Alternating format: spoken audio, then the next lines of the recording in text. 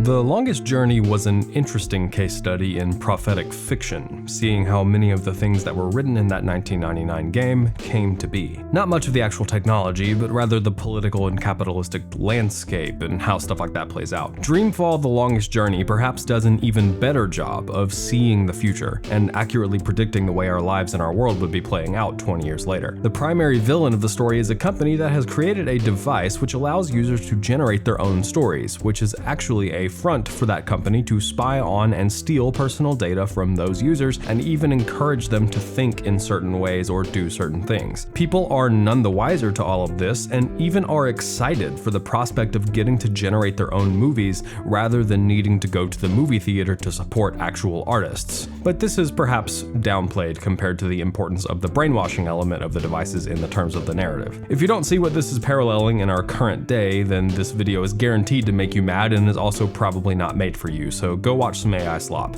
For the rest of you that are still here, this video is obviously a continuation of the previous look at The Longest Journey, a 1999 adventure game that is near and dear to my heart. If you haven't watched that video, or you don't know the plot of the first game, you may want to go watch it first, as this video does assume you have a modicum of understanding about the first game, as does the game it's covering if you want to actually understand all of the themes at play here. Regardless, there's a lot to talk about, so let's get moving. This video is structured into different sections, each one covering one or more chapters of the game, with analysis of its gameplay and story peppered throughout, followed by a more overview analysis of things in parts 8 and 9. There are timestamps in the description. My name is Zoe Castillo. I don't usually look this pale, but that's what you get for being in a coma.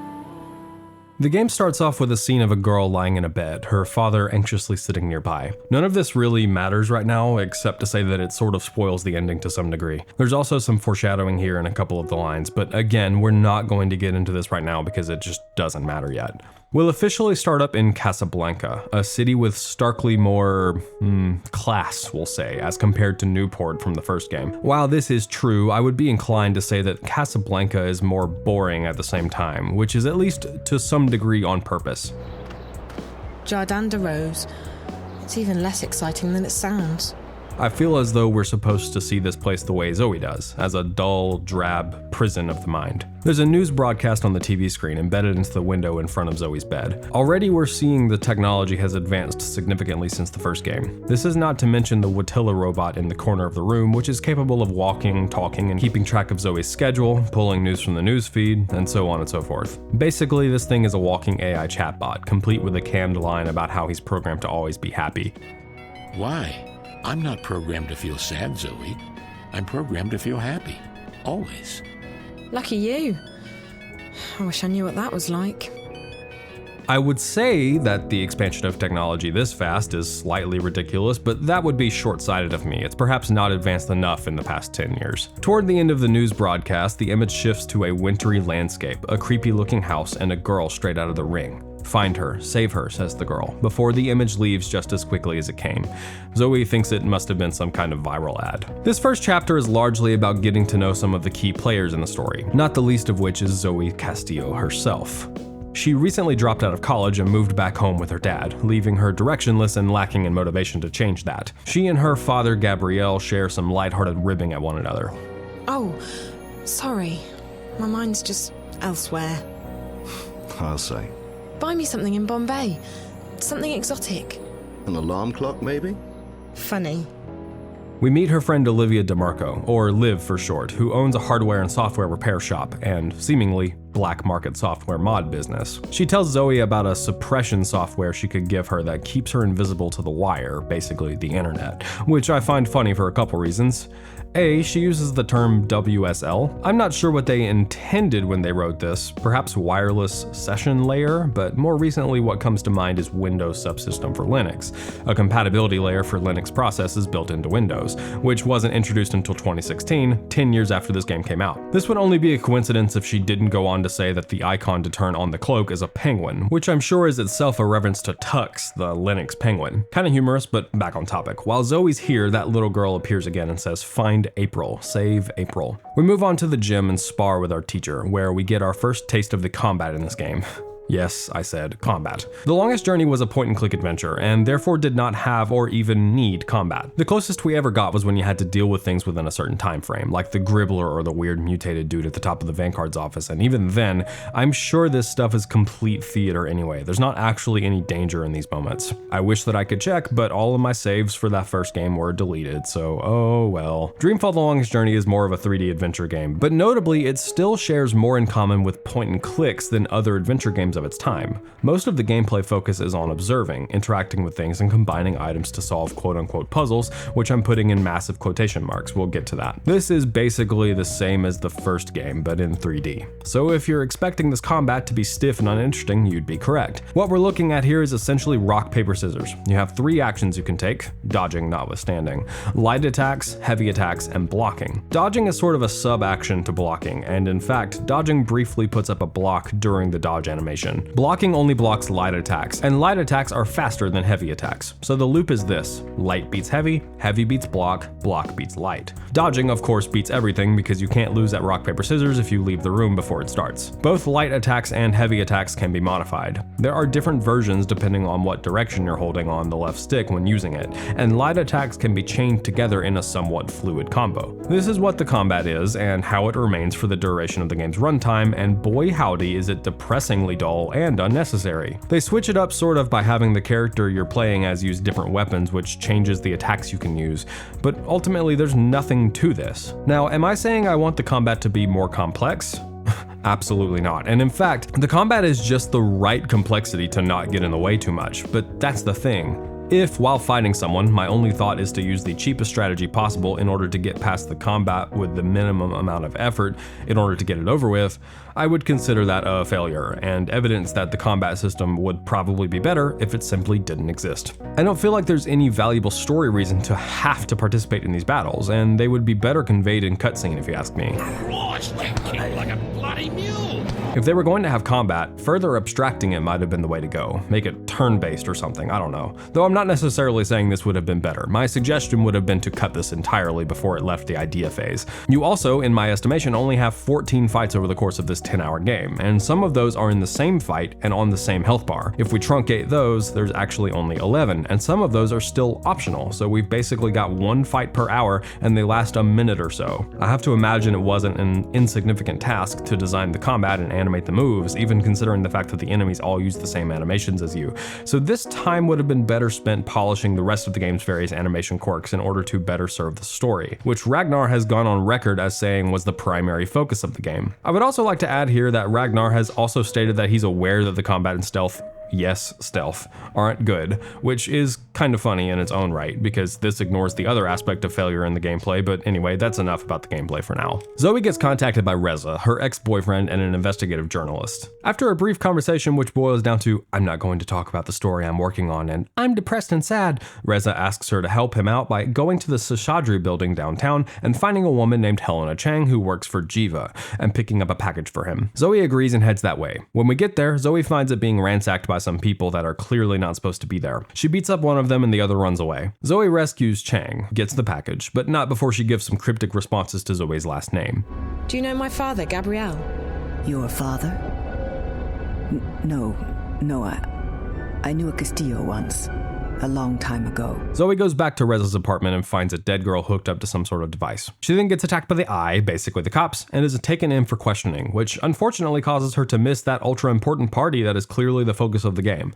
Everything Zoe does from this point on will stem from missing this party. The next morning, Zoe can't contact Reza. Wonkers gives a message from Reza, basically saying that something bad might have happened and that she needs to go get a notebook from his apartment, which contains the info on the story he's been working on. Liv helps her break into his apartment, which has been booted by the Eye. This hacking minigame is another sub-element of gameplay besides combat, stealth, and lockpicking. You simply have to find the symbol on the grid that matches the one below and click on it, though it's stringently timed. You have to do so efficiently. There's the timer at the top, but I find that one doesn't matter too much. It's the invisible timers on each individual symbol that will kill you. I have found that it gets nearly impossible to recover for some reason if you have to reactivate a symbol because you weren't fast enough. It's strange that there is a visible and multiple invisible timers to this minigame. Seems like the big big time bar at the top should be enough, but whatever. We do this minigame 4 times across the game. Inside Reza's room, we get a taste of another element of the gameplay, stealth. For some reason, stealth is probably the most prominent element of gameplay beyond exploration and puzzles. It comes up a ton, and it's about as bad as this looks to be. There are a few sins of bad stealth design here that I would like to discuss. Firstly, completely obtuse expectations. If you go left, you get killed immediately. If you go right, you do not. Even though there doesn't appear to be any difference in the distance from the spider Zoe is in either case, and in fact, I feel that there's actually more room on the left than the right. The game needs you to go around the room as a sort of stealth tutorial, but doesn't justify going left as being the more dangerous option in any way. It should have been blocked if you couldn't go that way. Secondly, the glass on the ground is both poorly telegraphed and, as far as I can tell, never used again after this encounter. If you step on the glass, the spider wakes up and I guess has a better chance of spotting you, but there's basically nothing indicating that the glass is what causes this event to take place. Thirdly, it's boring. All you have to do is hold the stealth button and walk around the room, albeit with absolutely no way to know that your goal is to get into the bathroom and draw the spider into the shower to fry it. I think the first time I got here, I assumed that I had to go find an item or something to deal with the spider, or I had to hack into it or something, but no, you just stealth around it. It's slow, monotonous, and ultimately comes off as a strange inclusion once again. I would sooner have taken a cutscene showing Zoe skulking around the room, because again, the story is supposed to be the focus here, not this poor attempt at stealth. I do find it interesting how so much of the gameplay of this game has gone from the sort of thoughtful, pay attention to your surroundings and use them aspect of the first game, to now being a bit more brutish and meat-headed. We'll get to the puzzles later, but the focus of the gameplay on forcing your way through situations is a large reason why this gameplay doesn't work compared to the scrappy, resourceful nature of the first game, and point-and-click games in general, for that matter. Once you've fried the spider, you can work on repairing Lucia. There's a tutorial here for how you access and use items in your inventory.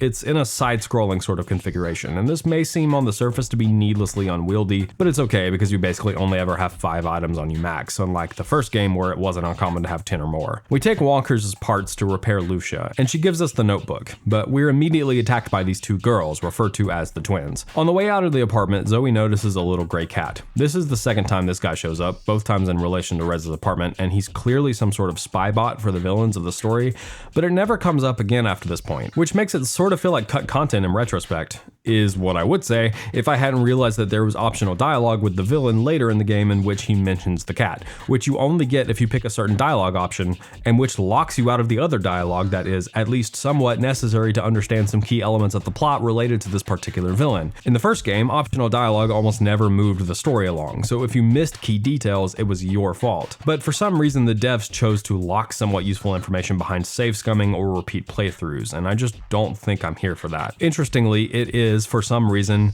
possible to leave the notebook in the apartment and then head all the way back to Olivia without it, which is strange, but sparks some unique dialogue between them. And the notepad, do you still have it? I think I left it in Reza's apartment. What? Zoe, Reza entrusted you with the information. You should go get it immediately. The notebook has a clue. Head to Newport, something about the Fringe. Zoe heads to Newport in search of the Fringe and Reza. Things are looking even more run down now than they did the last time we saw this place. 10 years have not been kind to Newport. In speaking with the local homeless population, you can learn that Vava was shut down, and with it one of the only reasons for Newport to exist at all. The owner of the Roma Gallery is here, as well as someone who taught Emma, April's friend from the first game. This is relevant only because Emma is now a famous artist of some sort. Zoe meets Charlie, who is the manager at the Fringe, which is now a swanky nightclub / bar and the other reason for Newport to exist. Charlie says that Reza was looking into the Victory Hotel, previously known as the Border House. A lot of this section of the game is obviously calling back to the previous game, and while I appreciate meeting those background characters repurposed as homeless people, I have to admit that all of this does shrink the world pretty significantly. There's a decent explanation of why the Border House, now Victory Hotel, is being used for the purpose that it is. Basically, Wadi Corp is using it to run experiments on their newest invention, the implication being that no one would check to see what's going on in a random building in a seedy place like Newport. It's possible that there are multiple of these outfits across America, but the game never even implies this from my recollection. It just feels a bit too convenient that all of this stuff is happening in the exact area April lived, literally underneath her old room. In order to get into the Victory Hotel, there's a lockpicking minigame and a series of puzzles. Lockpicking is much easier than hacking. For one, it's not timed, and two, it's just as simple.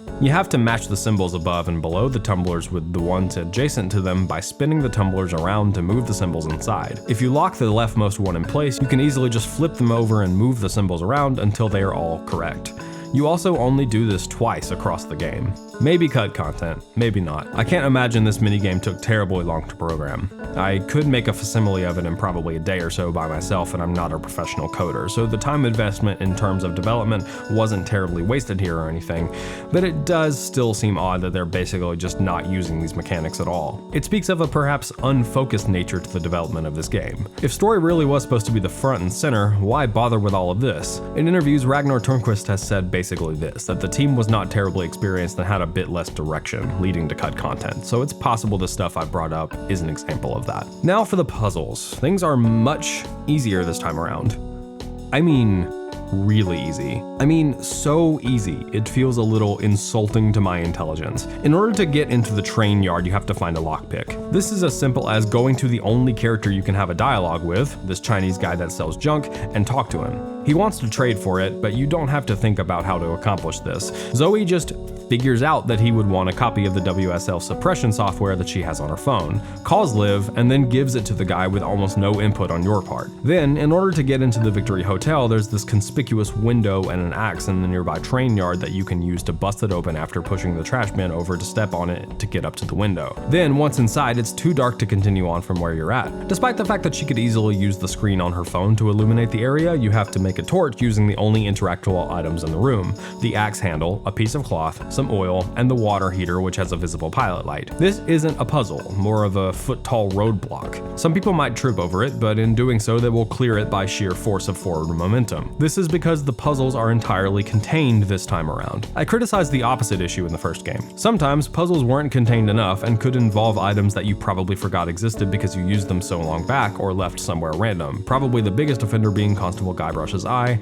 on an item that you left sitting in an alleyway literally hours prior to needing the eye, assuming you didn't realize the eye could come off before placing him down to complete the first quest he's needed for. Another offender being this paint shaker outside the Flipper's warehouse, which is needed to shake up a soda can so that it explodes and douses this cop so you can get past him to try and get the anti-grav unit. This example being slightly less egregious since this quest is to help the Flipper specifically, so his area is reasonably assumed to be involved in some way. In Dreamfall, the pendulum has swung about as far in the other direction as possible, with no puzzle in the game requiring you to use items you don't collect in the immediate area or section of that puzzle. Later, you have to makeshift a rope out of a bed sheet and a towel, and I guess the hardest part of this is just that the game expects you to aim at and use the rope on the radiator in order to descend out of the window. Some of the puzzles in the first game were also contained, especially those taking place in Arcadia, but they still had a modicum of complexity that made solving them feel like a challenge of some sort. The Towers on Elias is the most clear example to me of a contained puzzle that requires no outside items, but still has a lot of complexity, on top of being well designed. I probably should have gone through the trouble of explaining a bit better why that puzzle was good in that video, since I didn't really give a clear example of a good puzzle, but plenty of bad ones, but that time is past and puzzles are clearly not a focus for the game anymore. That's not just me saying that, by the way. Ragnar specifically stated that they deliberately de-emphasized the puzzles because they didn't want anyone to be put off from finishing the story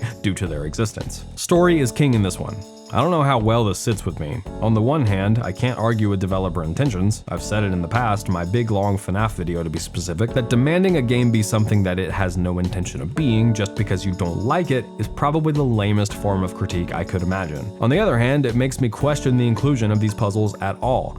If the story was the focus, why not make the story the focus? Why include a bunch of foot-tall roadblocks along the way? These puzzles are so easy and childish that they don't even make you feel smart. They just sort of put a brief hold on your progress. I wonder if in the case where they removed all these puzzles, they could have had more time to, I don't know, make the animations look better, include more interesting dialogue, actual dialogue options, perhaps some sort of ramification for the choices you pick in dialogue. I don't know, just something that serves the story better than what we got. As directed by the little girl in the creepy video, Zoe goes to April's old room in the border house and finds a picture of her, Charlie, and Emma. Then a completely unrecognizable Marcus Crozier shows up. Yes, these two people are supposed to be the same person. I guess Amethyst will do that to you. Zoe strikes up a deal with him to help her find Reza, though we'll see later that it's a trap.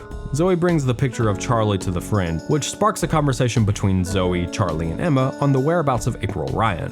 It is sort of interesting to see April's story conveyed from these characters' perspectives. Emma thinks that April is in Arcadia still, but Charlie's not certain. Things end on an uncertain note, and Zoe goes to make some phone calls in a private room before getting attacked by Marcus and the twins. She gets hooked up to a machine just like the girl in Reza's apartment.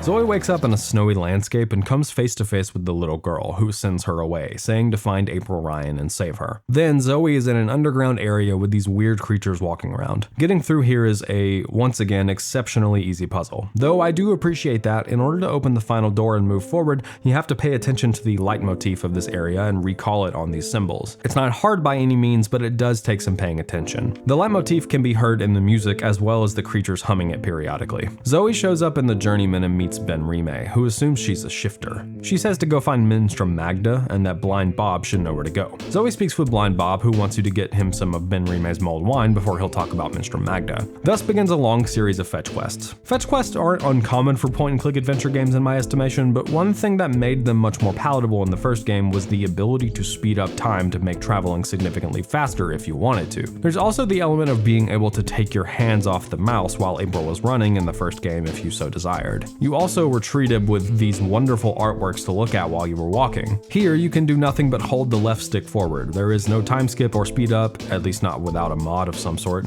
And, well, we'll talk about the art direction here in a little while, but let's just say that this game doesn't really hold a candle to how well designed the visuals were in the first game. So fetch quests are exceptionally dull in this game due to these reasons. The hidden purpose of these quests, though, is to get to know the villains in Arcadia a bit better, the Azadi. Earlier, we got a brief scene showing April Ryan and a small troop of people fighting some Azadi, showing they are a part of some resistance group. The Azadi came to Marcuria not long after the Tyrant invasion, we saw at the end of the last game, and liberated them from the Tyrant Scourge, though they clearly brought their own set of challenges along with them. All the magicals were rounded up and placed in Old Town, now referred to as the Magical Ghetto, and the practice of magic is outlawed. Currently, they are performing a raid of the ghetto, rooting out troublemakers and insurrectionists and sending them off to Friar's Keep before being sent to Sadir, the Azadi homeland, and usually beheaded. In this little section of the game, we mostly see the effects of the Azadi occupation. The raid on the ghetto is obstructing trade, which is why you have to run around town to collect the spices for the mulled wine. The Azadi are also capturing any contraband or magical artifacts they find, one of which you have to go retrieve, a little pet creature of Crazy Clara's who tells you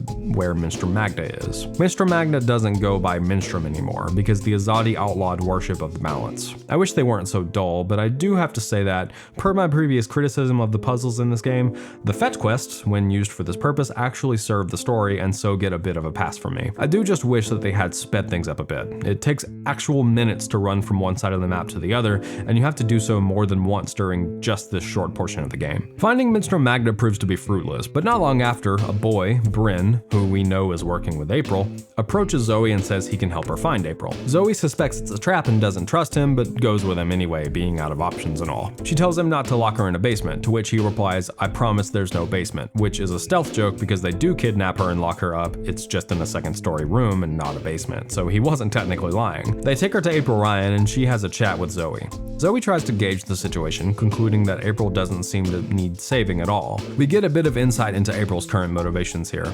I don't think so. This girl, she led me to your room where I found the picture. It can't be a coincidence. It can't?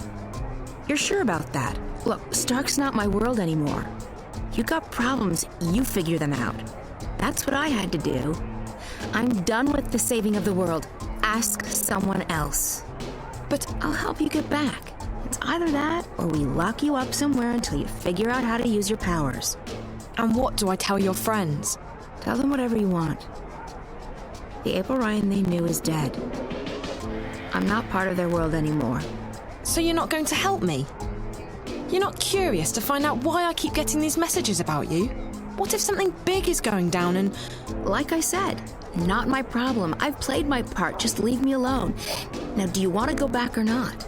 Naane helps her to go back home, though when she leaves, her clothes don't go with her. Naane concludes from this that she isn't a shifter like everyone seems to think she is. Before we return to Stark, there's one more scene, an interlude introducing us to our third player character, Kian. He spars with some people before talking to Garmon, his trainer and mentor. So immediately after learning a bunch about the Azadi from the perspective of Marcuria, we get to learn more from their own perspective, which is good pacing. There's some smart writing here as well. Garmon says this: "Politics. When did you become a woman?" Which seems like a weird dig at women until you realize that only women hold positions of political power in this society, and men are more of the brute force and grunt workers. It's not a dig at women, but a reference to the fact that men don't participate in politics in this society. Kian is what's known as an apostle, sort of a similar concept to biblical apostles, but with 100% more murder. The apostle's task in this case is to go to Marcuria and find someone named the Scorpion and bring them to justice for killing Azadi all throughout the area. Kian tells Garmon of his new mission and he's not happy about it, questioning where his loyalties lie. We'll explore all of this religious stuff a bit more later. Back in Stark, Charlie fills Zoe in on what happened while she was out, which is to say not a whole lot besides the fact that Zoe never left the Fringe during that time. Olivia contacts Zoe and says that her next stop is going to be Japan, so Zoe hops on a jet and heads that way. This middle section of the game switches between Zoe and April's perspectives regularly, and there are some clear parallels between the two stories being told here, as well as some ways that they interact and how they affect one another. We'll discuss each narrative individually and then how they connect, to keep things a bit more readable. Zoe goes to Japan, to Wadi City specifically, the headquarters of our villain of the month, Wadi Corp, to track down a man by the name of Damien Kavanaugh, who works for them and was in contact with Reza. There's a small series of simplistic puzzles and stealth sections which lead you to break into Wadi City and find Damien, who gives some info on what's going on. Wadi Corp is developing the Dreamer, the thing Zoe was hooked up to. This thing allows you to essentially generate your own dreams and watch them like entertainment. It's lucid dreaming in a bottle. Secretly, the devices are designed to spy on people, collect private information about them based on those dreams, and even more sinisterly, plant thoughts, instructions, hypnotic suggestions. Damien describes it as the biggest brainwashing experiment disguised as mindless entertainment. The home-based server for the Dreamers, known as Dreamcore, is having issues with the static, which has been interrupting the wire in tons of ways throughout the story and seems to be connected to the creepy little girl. Damien essentially wants to shut down Dreamcore using a virus, which would hopefully stop the Dreamers from releasing it all, and maybe deal with the static at the same time, though he's not sure about that. So he sends Zoe down into the bowels of Wadi City and to where the Dreamcore, Eingana, resides. There's an overly easy section here where you follow direct instructions from Damien to the letter while avoiding a single spider in this giant hallway. Zoe gets into the inner sanctum and inserts the worm into this creature known as Eingana. The scientists overhead ponder what's going on before a woman known as Miss Gilmore appears to berate them for taking shifts this close to the release of Project Alchera, the Dreamers, which must be finished on time. She demands to know more of what's going on with Eingana, and so the scientists start explaining. It takes some amount of time before they finally are interrupted by Eingana starting to freak out. The core goes on lockdown and Zoe escapes.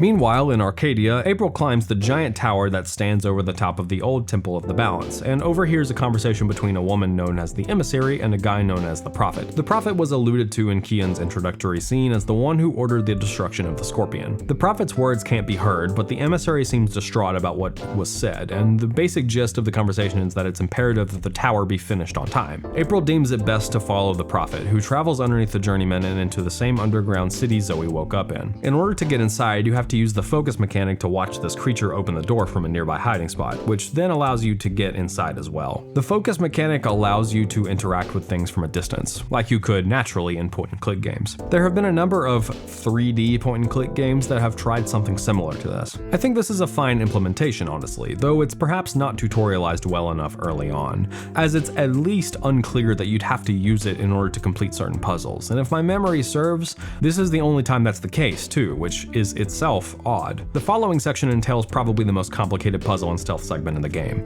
You have to match the symbols on the dial with the one that corresponds with the arrow which points to it, but you have to make your way to the gate at the end of the area to know the solution. There's a single creature wandering around the more complicated zone than the one Zoe goes through, and if she gets spotted, the creature runs away and calls Daddy to come beat you up. This is straight up a jump scare. My toddler was sitting in my lap while I played this section and she jumped when this guy appeared. You can still escape from him if you put enough distance between you and where you got spotted, but getting seen by the big guy is a death sentence for sure. This is only really complicated because it's much harder to be certain where the creature is or how much time you have, though the fact that there's only one in this giant maze of rooms is a bit underwhelming. Again, it's supposed to be simple to some degree. April continues to follow the prophet to the innermost core of the tower and finds the swirling vortex of what April refers to as dreams, thousands of voices crying out. She touches it and lightning appears in the area. Immediately after this is when we switch back to Zoe and Angana starts really freaking out. These two events are clearly linked to one another. Angana and this swirling vortex of dreams, both at the bottom center of a huge structure, both closely related to dreams. The project on both sides is overseen by a younger blonde-haired woman. Then there's the fact that the two stories are told in parallel and even clearly affect one another. Entities in both Stark and Arcadia are working together to see this plan to fruition, though it's unclear now as to why or even how or who. Later, April will go and speak with the Guardian of the Balance, our old friend Gordon Holloway, and most relevant to this is that he says that dreams are trickling from Stark to Arcadia. This seems to imply that the early tests of the Dreamers are feeding dreams from Stark through Angana and then into Arcadia and this dream vortex. There's a bit more to unpack with this, but we'll move on for now. Zoe goes on to meet a typical Discord moderator. Sorry, the guy named Alvin Peets, the person who founded WadiCorp back a few hundred years ago. No, he's not a dragon like Cortez was. This time he's seemingly being kept alive by machines. He accuses Zoe of working with that little girl and says that he ate Reza's dreams. Zoe, however, he couldn't see while she was attached to the Dreamer. He claims Reza is dead, and then the twins show up to chase us out of the building. Meanwhile, April is running around aimlessly looking for direction when she happens to run into Brian Westhouse.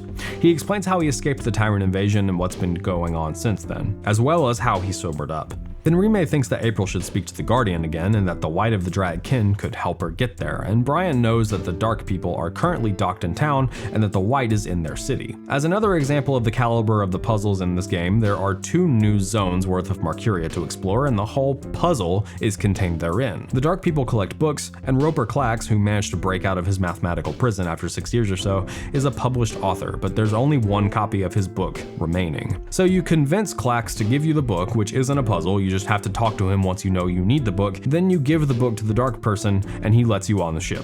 While writing this script, I have been rewatching Doug Duck's stream where he had ChatGPT try to beat Pajama Sam in There's No Need to Hide When It's Dark Outside, and I was struck by how complex some of the puzzles got. Obviously they wouldn't be hard for me, I'm a big smart adult man, I beat blueprints without needing a guide, and I have the notes and spreadsheets to prove it, but I think the parallel of complexity in the puzzles of that game with this one is enlightening, let's say. Most of the puzzles in Pajama Sam are actually just locks and keys, similar to this puzzle with the Dark people in Roper Clax's book, but the difference is that there will be multiple keys and locks for a single bit of progress, and they won't always be in the immediate vicinity of the lock itself.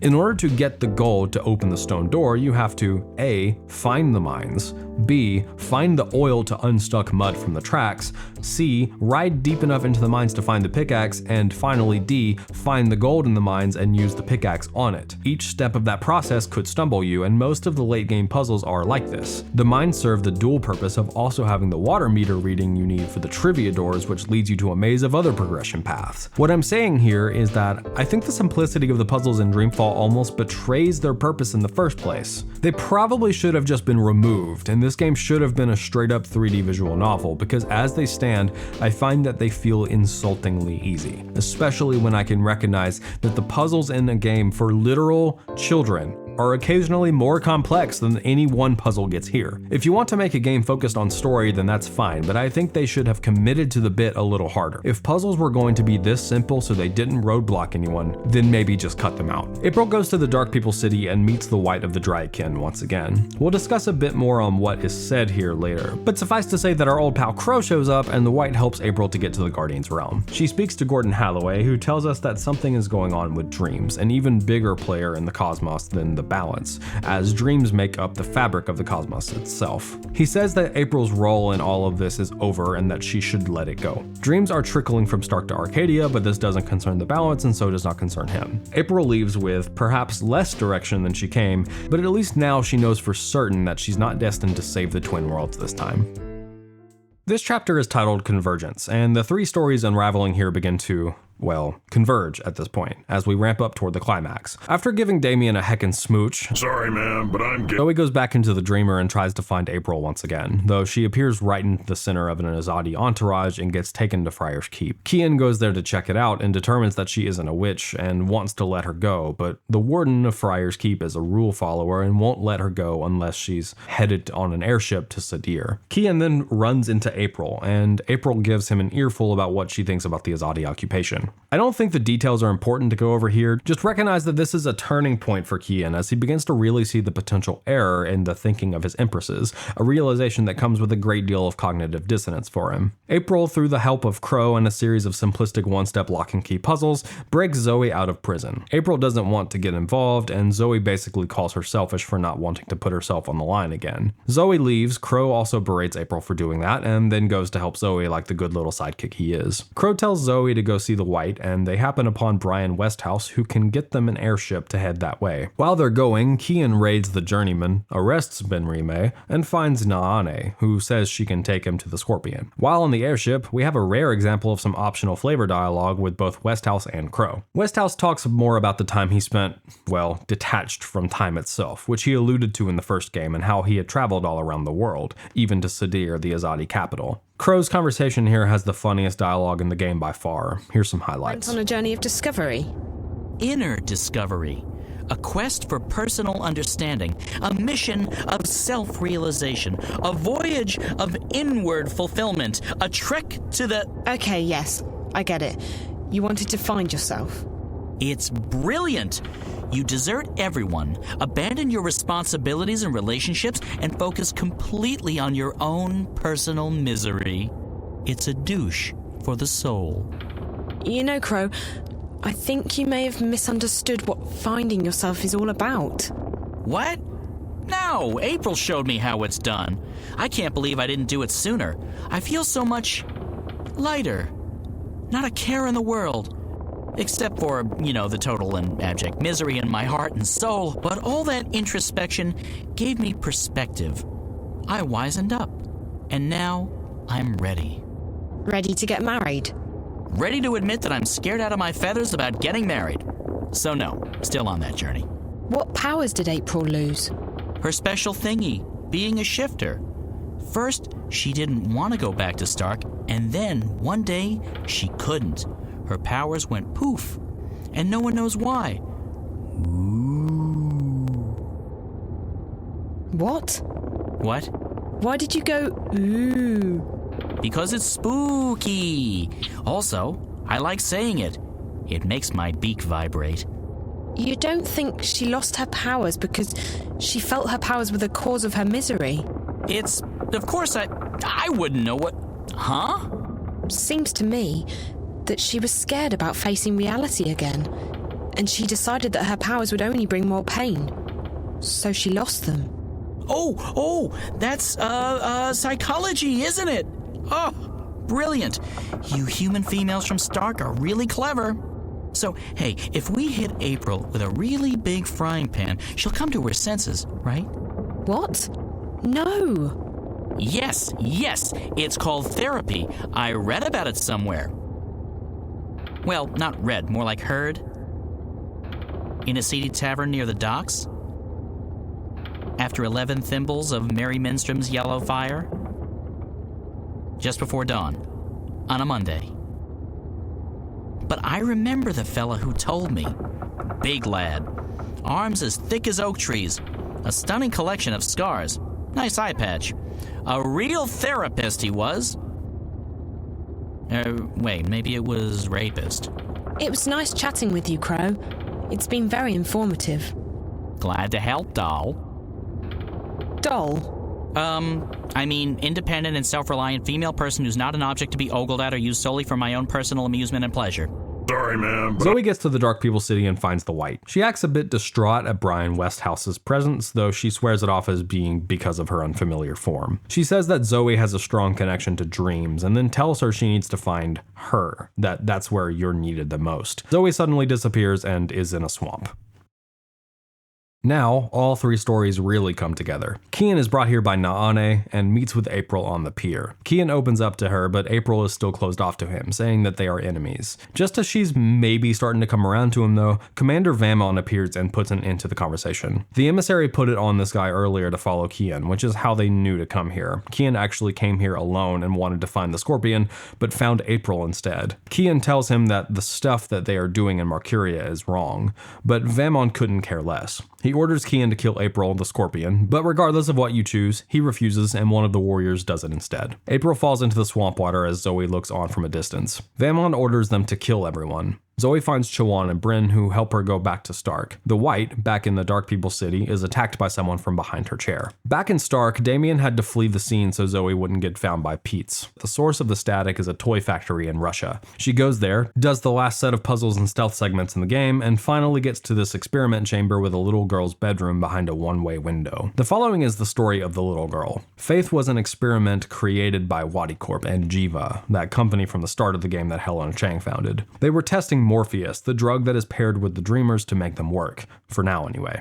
The little girl is given increasingly new and different dosages of Morpheus until she eventually dies, but her spirit of sorts attaches itself to the wire, becoming the static. This scene where you get to know the experiments and the doctor who oversaw them is surprisingly touching. After the story is told, you can go back into the room and Zoe will comment on everything in there from a new perspective, which is smart writing and a good use of the adventure game format. You walk back through Casablanca as you head back up to Zoe's home. There's a distinct melancholy in this section. You can even check in at the coffee shop, something hinted at by getting a message from the girl that works there earlier in the game that she is worried about Zoe. Zoe acts like there's not much going on, which just adds to the lonely vibe this section gives off. Olivia had to close up shop to not get found by the Eye after helping Zoe so much. Zoe goes into her room and wastes away for a bit before Helena Chang just sort of appears in her room. I guess she climbed up the balcony? Anyway, Zoe is justifiably mad at her and her company for what they did to Faith, but Helena says that she needs Zoe's help to put Faith to rest and potentially stop Alvin Peets at the same time. Zoe decides to do it for Faith and so goes back into the Dreamer with an extra strong dose of Morpheus so she has more control over the dream.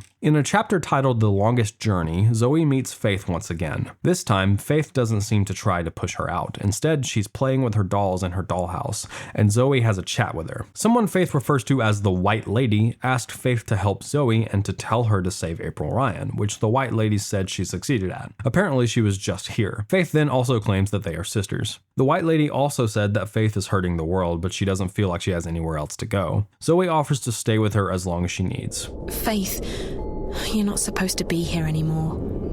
You're supposed to be gone. I'm supposed to be dead.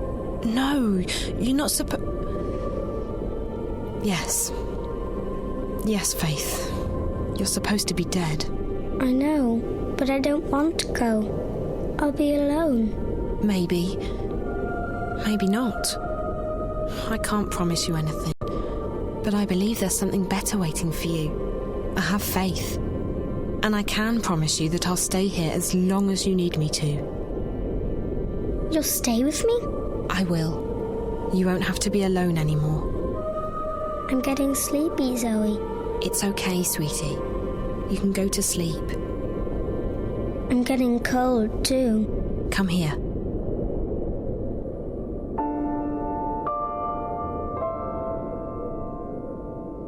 Better? Yes. Will you stay with me? As long as you need me to, Faith. Even when I'm sleeping? Even when you're sleeping. I promise. Okay. Good night, Zoe. Good night, big sister. Good night, little sister.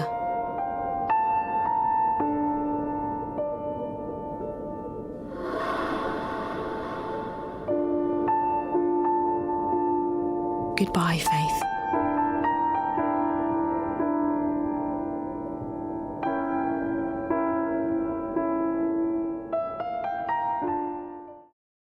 Elsewhere, Alvin Peets is blind as can be, and the twins appear to kill him as Miss Gilmore looks on. Helena Chang then reveals in a monologue that she is Zoe's mother and then injects her with more Morpheus, the assumption being that she won't wake up this time. Back in the hospital bed, Zoe finishes up by saying that, despite the static leaving and Faith moving on, the Dreamer could still be released. To be honest, as a player, I'm unclear how removing the static would have stopped Pete's. Chang claims that part of Faith was an Angana, and that by removing that part, Angana would disconnect from the wire. I'm not sure exactly how that makes sense unless the only thing connecting Angana to the wire was that part of Faith. It's unclear to me, and that may be because Chang is lying here. Considering what happens immediately after, that could be the case. But then I guess that begs the question of why Chang would want to help Pete's in the Dreamer project. I guess it's also possible that she just wanted to help Faith and thought that telling Zoe that doing so would also stop Pete's would make her more likely to do so. But then why would she overdose Zoe on Morpheus? Spoiler alert, there's more to this story in the next game, so things are a bit unclear here on purpose, I think. Zoe says that you, i.e. the player, I guess, or whoever in the universe is listening to this story,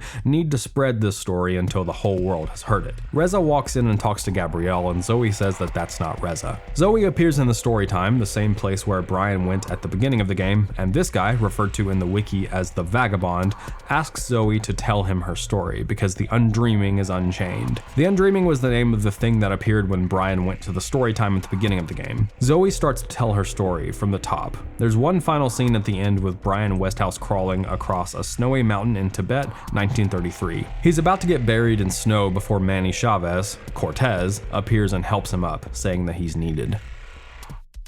Obviously, this story isn't finished.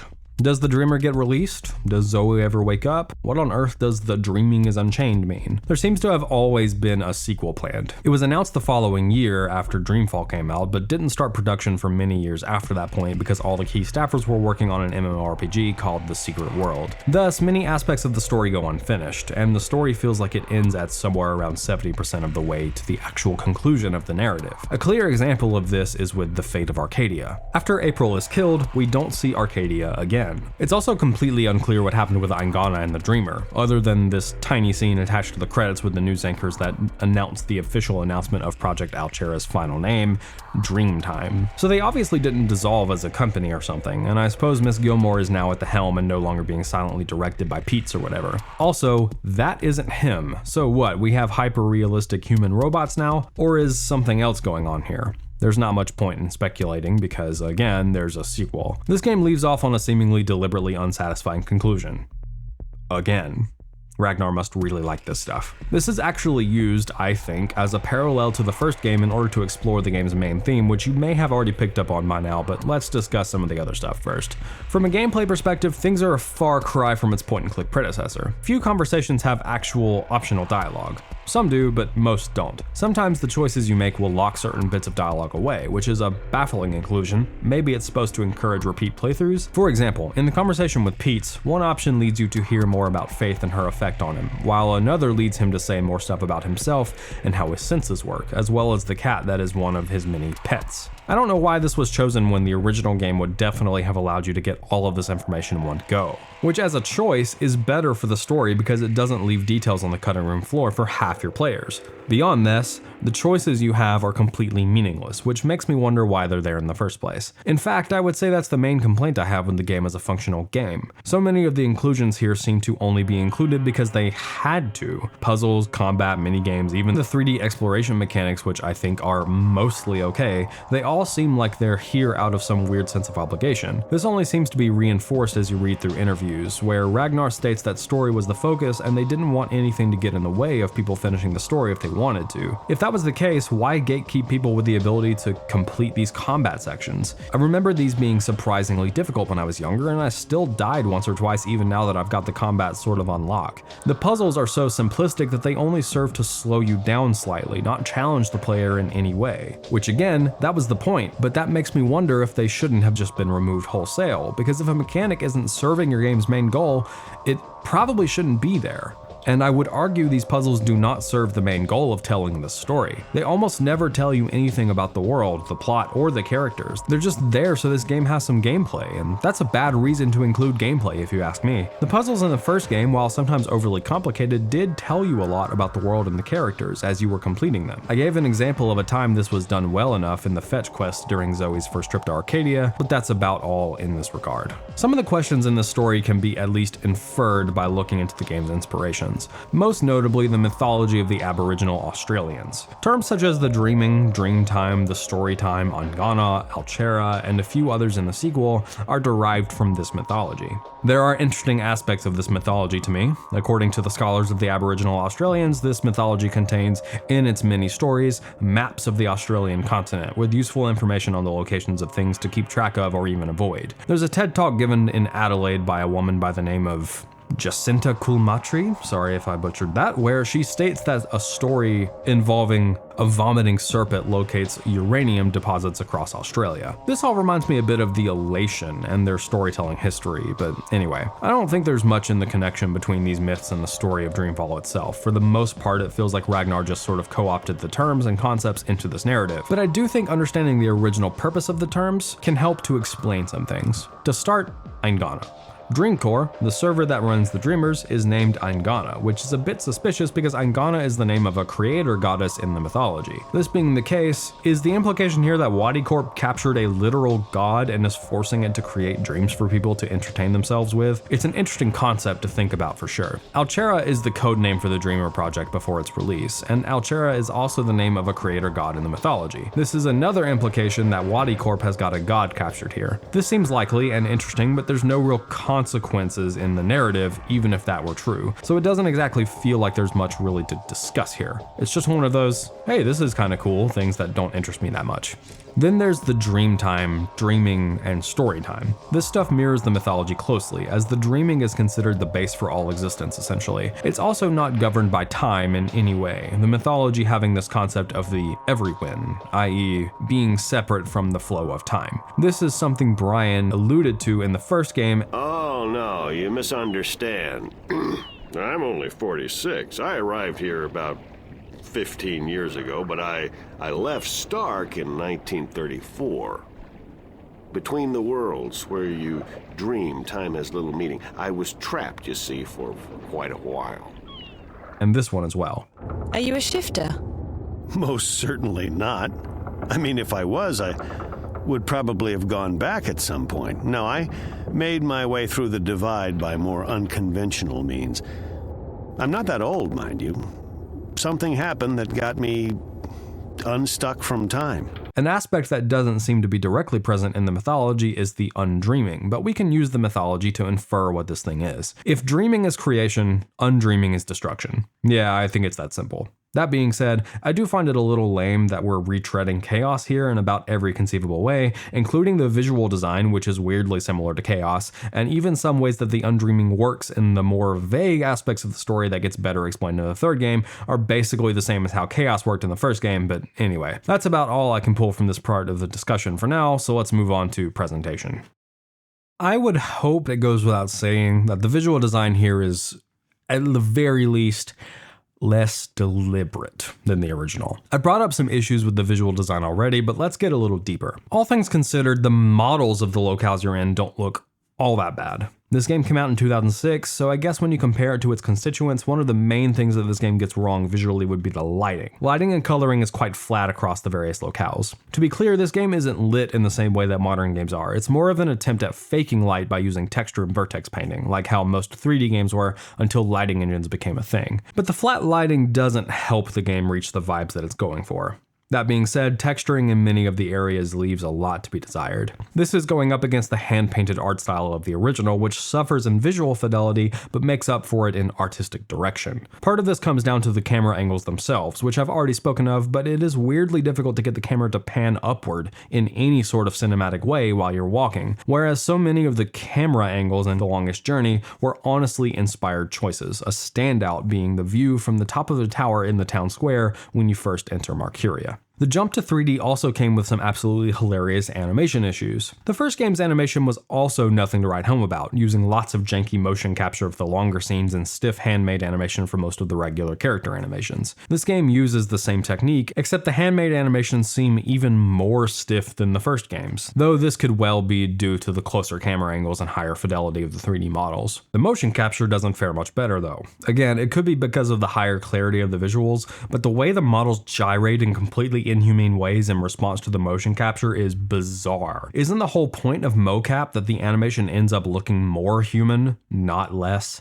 People's arms and legs will bend in fascinating ways, or they'll hold their necks at an uncomfortable angle. I don't mean to be harsh on this game visually. There were apparently some technical issues that led to understandable limitations, and they were targeting the Xbox, the original Xbox, which was a fool's errand to be sure, but I do still think it's fair to call it the way it is. Dreamfall just looks worse than its predecessor in just about every way, perhaps unnecessarily so. On an even more subjective note, I'm not much of a fan of the music in this one. Aside from a few key standouts, this game's soundtrack is a bit too cinematic for me. Lots of swelling strings and vague melodyless ambient stuff, occasional big orchestral hits, that sort of stuff. Even when the first game's soundtrack dipped its toe in that water, it still maintained a sense of melody and direction that this soundtrack just doesn't have for the most part. There are a few clear standouts. Most obviously Faith, the song that plays as the game proper ends. It's this gorgeous, sad, contemplative piano piece. If you've been with me for a little while, you'll probably already know that I love stuff like this. There's also Hospital Room, which to me feels a lot like Zoe's theme, with the vocalist singing a soaring melody line over strings and bells. It's hopeful, despite the hopelessness of Zoe's situation, as is Zoe herself. In terms of leitmotif, there's the aforementioned underground city, with its constant repetition and expansion of the 4-note melody. I would say that this is probably the best song that borders on cinema slop. The big horns come in about halfway through the track, but these feel like they should be timed to something important happening in a scene, not Zoe slowly sneaking around some weird creatures.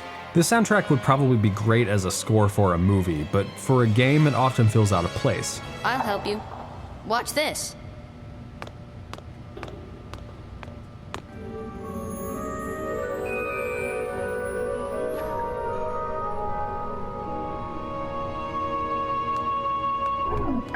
I'm preferential to melody-driven game music for this reason, since it more often fits wherever the music might be playing, unless of course the game designers go out of their way to time these hits out with interesting things happening in the gameplay. But that did not happen here for the most part. Basically, the rest of the soundtrack is vague and directionless. I wouldn't say any of it is bad, but it's just not terribly listenable, and as I said, it often feels out of place in the game. Another great exception to what I just said is the song St. Petersburg, which plays as Zoe infiltrates the toy factory in Russia. The cool thing about this track is that there are points where it sort of fades and rolls off, and in the game it cuts back in at these dynamic moments. It feels deliberate and well designed. I like it a lot.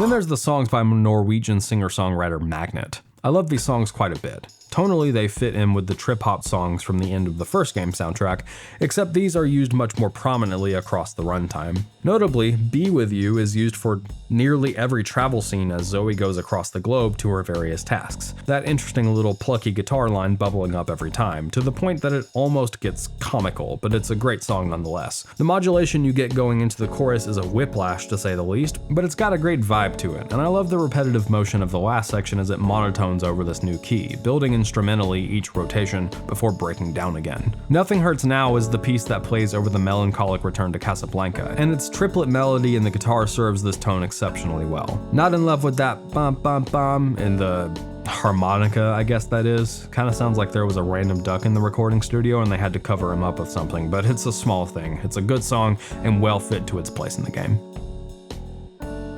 Now on to perhaps the two most key themes in the game. Let's get the less important one out of the way. This game gave us an impressive analogy for the technological advancements our world is seeing 20 years later in the Dreamers, these devices that can allow you to connect to a server and essentially create your own entertainment. Let's look at some of the things Damien says about the Dreamers and talk about how they ended up in the real world. It's a device that'll let you dream anything you've got a mind to dream. anything you can type, you can create. It seems to me that the Dreamers function a little bit better than generative AI does in terms of creating videos and such, and of course there's the implied element of dreaming, meaning that you are somehow involved in the story yourself, but the parallel stands. I'm happy to say that production on this front has stagnated somewhat, but my feed has been inundated with videos about what to do now that AI can make better music than me. Speaking of that, can you just imagine the possibilities? Every other entertainment medium would simply disappear overnight. Why watch a movie when you can dream it? Insert name of medium here is dead, AI killed it. While this is still not actually true for anything, it is getting somewhat close for music at least. Musicians are worried that it's going to be basically impossible for them to make a living in recorded music now that AI can make passably good music quickly and cheaply for things like commercials and corporate garbage. I say, if this means that we get less commercially viable garbage shoveled out into the world, more power to it, and I don't have to be subjected to it as much. What I don't like is when AI music is sold as being not so, or the fact that its AI is hidden from the end user, as if it's something the people that asked the AI to make the music for them are ashamed of. Gee, I wonder why. Anyway, let's move on for now. Waddy isn't making these things to entertain people. They're making them to spy on and to control people. DreamNet was designed to record people's dreams. Dreamcore was designed to analyze them. Waddy Corp can extract private and personal information about anyone who's ever been connected to a dreamer. We are willingly giving up our personal and private information to AIs, though this issue is not even remotely isolated to chatbots. The algorithm itself is gathering data on you, regardless of what platform you call your home. These days, this is mostly to sell you stuff, but this becomes a bit more sinister when you consider the following. And that's just the beginning. By feeding data back through the dreamer, they can plant thoughts, instructions, even hypnotic suggestions in people's heads. AI, whether more traditional algorithms, chatbots, or whatever new garbage they're trying to sell us next, is particularly suited to manipulating you because it, A, knows you really well, and B, can slowly build up a profile of data on you that shows what sort of language or tactics you respond to best. This sort of stuff already happens with advertisement. There's also no reason why ChatGPT or other AI chatbots couldn't start feeding you stealth advertisements by pushing a particular brand or product anytime you ask for a recommendation based on the highest bidder. Again, algorithms on Facebook, YouTube, etc. are already doing this stuff, and it goes beyond targeted advertisement. Your feed is an echo chamber designed to make you just mad enough to keep paying attention, but just uninformed enough that you become radicalized to whatever side of the aisle you trend toward, because that sort of radicalization makes for a person that is fearful to be without that information, and gets hit with the dopamine rush anytime their preconceived biases are reinforced. This is closely related to DreamNet is the biggest brainwashing experiment of all time, disguised as mindless entertainment. You best believe these companies are conditioning you to be dependent on these AIs through the very way they are designed. Again, not just generative chatbots, but even the algorithms themselves. Confirmation bias, though I feel the term affirmation bias feels more appropriate, is strong here. There was an interesting video by Mo Bitar on the topic of the CEO of Y Combinator posting his text files to GitHub like it was some revolutionary new technology, and one of the comments on that video put it succinctly: the dumbest person you know is being told you are absolutely right by an AI right now. You know he's on the level because his profile picture is clippy. If you've ever asked ChatGPT for advice on some idea you had and it told you it was good, that was almost certainly a lie, and you are being conditioned. Don't fall for it. Try talking to human beings instead, preferably someone you trust who will tell you what they really think about your bagged milk startup idea. Honestly, I think AI companies could learn something from the Dreamer. Maybe they should try packaging the Gen AI in a little personalized package, a device that the user carries around. Oh, they tried that? Whoops. There's something almost disturbing with how willing people have been to accept the blatant AI conditioning we all are being subjected to on a daily basis. At least Waddy Corp was hiding it behind mindless entertainment. Meanwhile, the static is said to be killing people, and while there's no direct real-world equivalent for this, there is all the data centers that are popping up, damaging ecosystems, water lines, energy consumption, and even making people sick through the power of infrasound, which, could lead to some deaths, whether directly or indirectly, if people don't stand against these things. This video will absolutely not convince anyone otherwise, but if you take one thing from this video, well, I'd rather it be a point that I'll make in the next section, but this should be the second thing.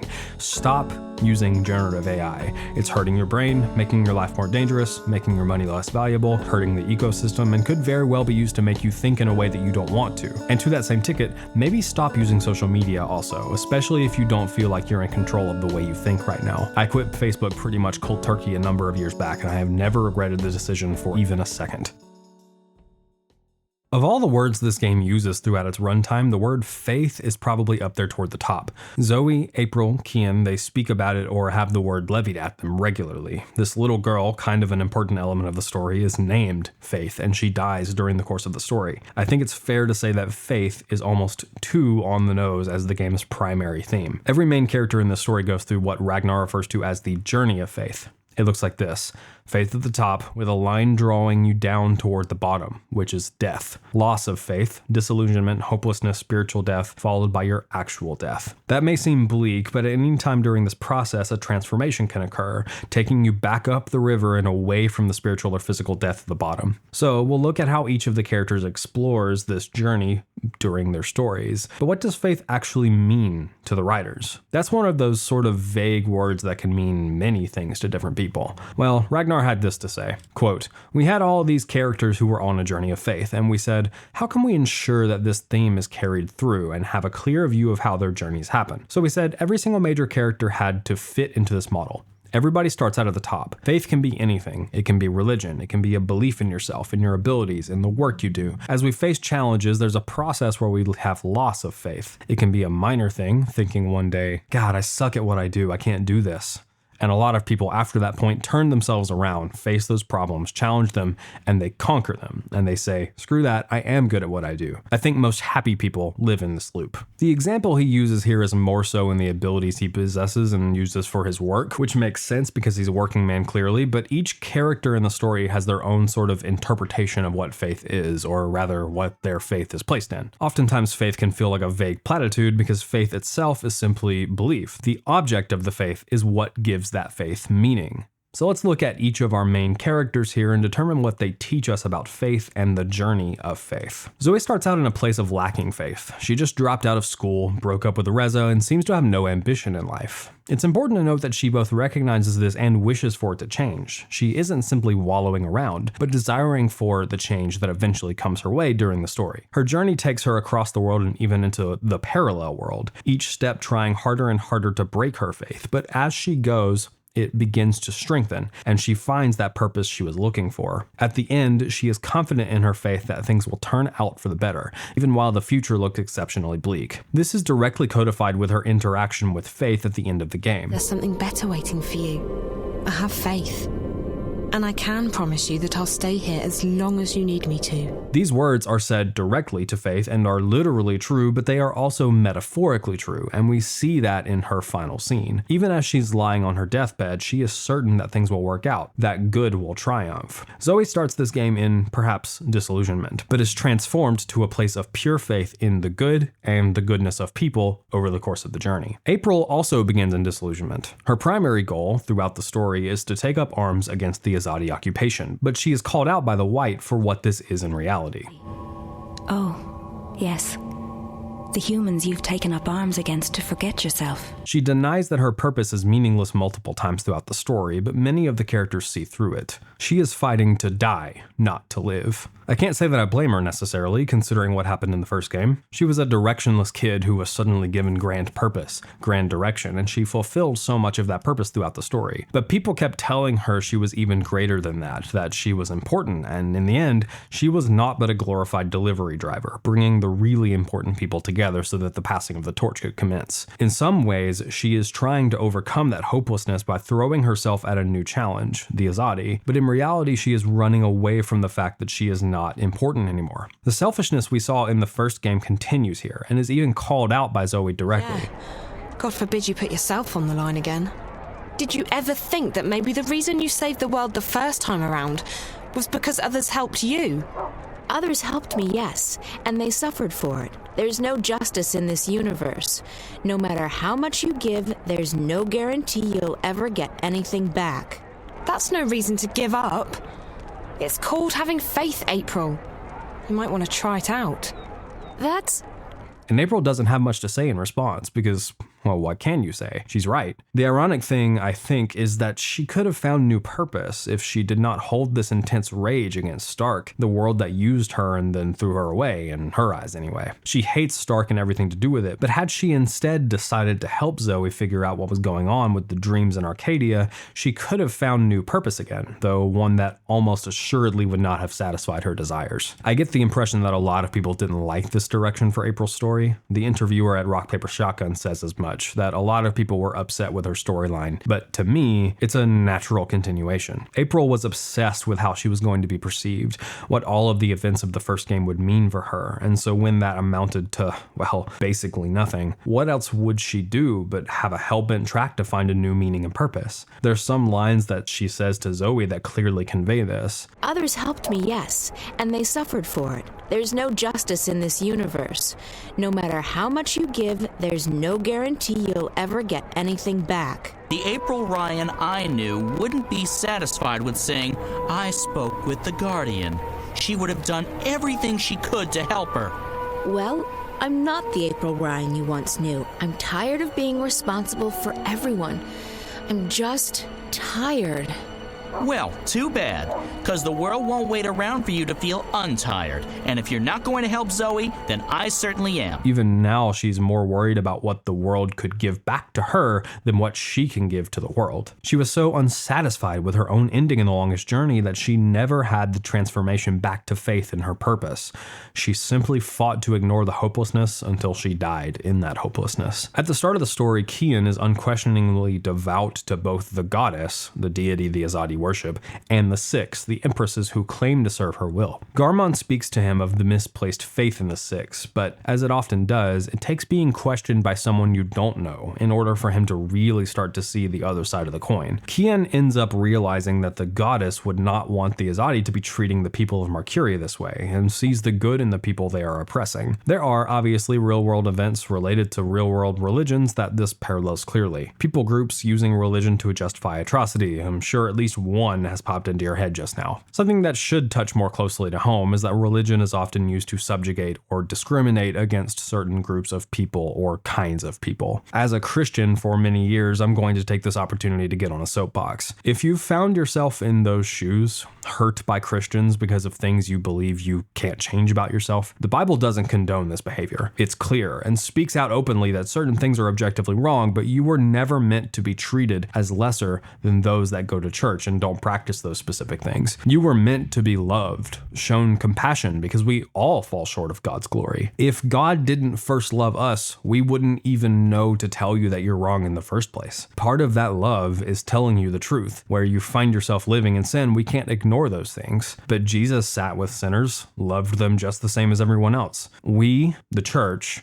should have loved you in that same way. The Bible does not, at any point in the 1,200 or so pages of small font text, condone this, and I've read it multiple times over to be able to tell you this in confidence. We're to love first, not to ignore sin, but to tell you the truth in love. Kian realizes this as well. This isn't what the goddess would want. Ultimately, his faith in his religion isn't shaken because the people of that religion are evil. He realizes that the people do not constitute the truth. The word of the goddess does. In the end, his faith is stronger than it ever was before, and it's placed correctly in God rather than in people. Lastly, there's Faith herself. Faith's life is tragic, to say the least. She is created for a diabolical purpose and she dies fulfilling that purpose. Faith then stays behind because she believes she can come out of this tragedy. A misplaced faith, a strong faith in something that isn't real and can never be. She can't see past the reality she made to the real one. She is dead and must move on.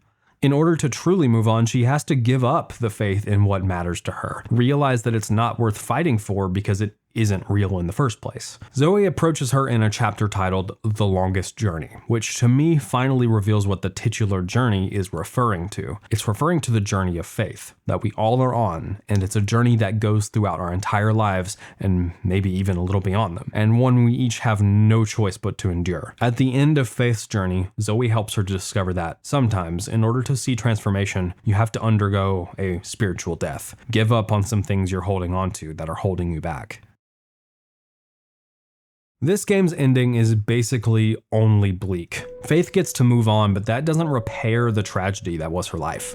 Zoe is betrayed by her own mother and forced into a coma for who knows how long. Wadi Corp is still going to release the Dreamer, and who knows what the Prophet is planning with the Dream Vortex in the tower, or what might happen when the Dreamer is released fully. There is little in the way of resolution to this narrative, and a big part of that is obviously because a sequel was always planned. Dreamfall Chapters, you'll note the ditching of the Longest Journey subtitle, was announced the year after Dreamfall The Longest Journey came out, but didn't actually release its first episode until October 2014, 8 years or so after the release of the previous game. The final cut version was released in 2017, which includes all 5 of the books. Plot threads set up here are directly continued and wrapped up in that game. I saw someone describe it as the devs' last-ditch attempt to do right by the fans and finish the story, and it very much feels that way. I'm just as excited to play that game again as I am to analyze and talk about it, so I hope you'll join me as we wrap up the story of Dreamfall and The Longest Journey.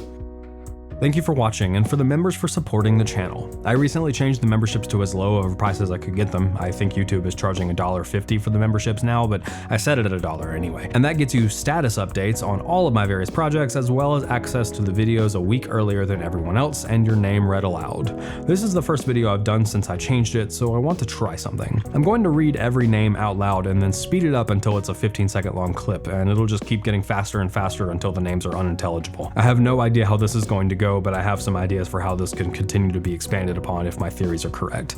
But at any rate, here goes the first iteration. Berry Melon Man 12, Chad Flake, Dark Link Revolution, Sonku, Audrey, Clyde Maxine Lock, Equinox Soul, Coder, Sully, David Crespo, Nuno Silva, KOT AMV, Dude, QuezBT, and Josiah Keen. Thank you all for supporting the channel. Other ways to support my work are by checking out the Light Switch on Steam and wishlisting it, and the game will be released for free probably after Next Fest in June or whenever the next Fest is.